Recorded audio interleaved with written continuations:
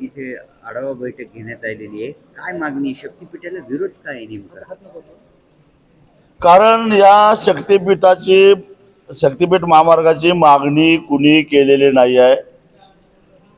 त्यासाठी सरकारवर कुणी दबाव आणलेला नाही आहे किंवा असंही घडलेलं नाही की या महामार्गावर जी काही देवस्थानं येत आहेत त्या देवस्थानाच्या दर्शनाला जाताना भाविकांना त्रास झालेला आहे, ट्रॅफिक जाम झालेला आहे आणि 4-4, 5-5 तास रस्त्यावर ट्रॅफिक जाममध्ये अडकून पडलेले आहेत भाविक. असंही कधी घडलेलं नाही आहे, अगदी पंढरपूरला सुद्धा नाही आहे. आणि मग असं असताना हा नव्यानं शक्तीपीठ महामार्ग बनवण्याची गरजच काय? मुळामध्ये हा जो महामार्ग नियोजित आहे तो कोल्हापूर नागपूर जो काय सध्याचा राष्ट्रीय महामार्ग आहे त्याला बरोबर समांतर आहे. आणि त्या महामार्गाचं जर का राष्ट्रीय महामार्ग प्राधिकरणाकडून माहिती घेतली तर तो नुकताच बांधून पूर्ण झाला आहे, पण त्याच्यावर सुद्धा वाहतूक अतिशय तुरळक आहे. त्याच्यावर जो अपेक्षित टोल जमा व्हायला पाहिजे तो होताना दिसत नाही आहे. जवळ किमान एका टोलवर 40 लाख तरी दररोजचं कलेक्शन व्हायला पाहिजे, पण तिथं 7 ते 8 लाख केवळ कलेक्शन व्हायला लागलेलं आहे. मग हाय तो राष्ट्रीय महामार्ग तोट्यात असताना दुसरा राज्य सरकारचा महामार्ग करून त्यांचाही तोटा वाढवायचा आणि आपलाही तोटा वाढवायचा, ह्यात काय शहाणपणा आहे? आणि म्हणून एकतर हा रस्ता पूर्ण अव्यवहारी आहे.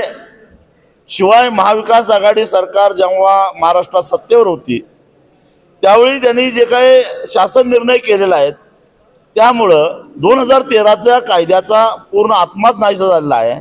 आणि होणारं भूमी संपादन हे 1956च्या कायद्यानुसार म्हणजे सक्तीचं होणार आहे, पोलिसांच्या बंदोबस्तात होणार आहे. आणि त्याचा मोबदला जो आहे तो समृद्धी महामार्गाला जो मोबदला मिळाला त्याच्या केवळ 40% मोबदला मिळणार आहे. मग शेतकऱ्यांच्या जमिनी अक्षरशः कायद्याचा वरवंटा फिरवून लुबाडायचं, शेतकऱ्यांना देशद्रोह लावायचं, जवळपास 83,300 कोटी रुपयाचा कर्जाचा बोजा सरकारवर वाढवायचा आणि वर्षानुवर्ष प्रवास करणाऱ्या प्रवाशांच्यावर टोल नाका लादून हे धंदे कशासाठी? काही राजकीय नेत्यांची आर्थिक गरिबी हटवण्यासाठी, प्रशासनातल्या अधिकाऱ्यांना पैसा खातावा यासाठी? हे आम्ही कदापि होऊन देणार नाही, म्हणून आमचा विरोध आहे. माझ्या माहितीप्रमाणे काल शुक्रवारी विधान परिषदेमध्ये चर्चा झाली असं ऐकलंय, परंतु ज्या ताकदीनं व्हायला पाहिजे ते होताना दिसत नाही. माझा सर्वपक्षीय राजकीय नेत्यांच्या भूमिकेबद्दलच संशय आहे माझ्या मनामध्ये. कारण आता सध्या स्थगित केल्याचं नाटक करून 2-3 महिने काढतील, परंतु ऑक्टोबरच्या विधानसभेच्या निवडणुका झाल्या तर कुठल्याही आघाडीचं सरकार येवो पुन्हा बळाचा वापर करून शक्तीपीठ करण्याचा प्रयत्न होणार, ही काळ्या दगडावरची रेघ आहे. आणि त्यामुळे या राजकीय नेत्यांच्यावर आमचा विश्वास राहिलेला नाही. शेतकऱ्यांनी लढूनच आता हा रस्ता वाचवला पाहिजे आणि आपली जमीन वाचवली पाहिजे. आम्ही हा रस्ता होऊन देणार नाही. साहेब, आता विधानसभेसाठी स्वाभिमान तिला झालेल्या राज्य कार्यकारिणीमध्ये आम्ही 30 ते 35 जागा लढवू शकतो असं एकूणच आमचा निर्णय झालेला आहे.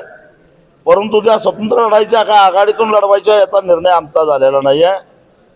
आम्हाला निर्णय घ्यायची गडबडही नाही, योग्य वेळी आम्ही तो निर्णय घेऊ. आरक्षणाबाबत सरकार चांगलं हुरकून निघालेलं आहे, जरांगी असो की हाकी असो, याच्यात निर्माण करायचं आणि त्यात गुंतून पडायचं. पण दुर्दैवाची गोष्ट आहे की या आरक्षणाच्या वादामध्ये मूलभूत प्रश्न जे आहेत ते बाजूला पडतायत.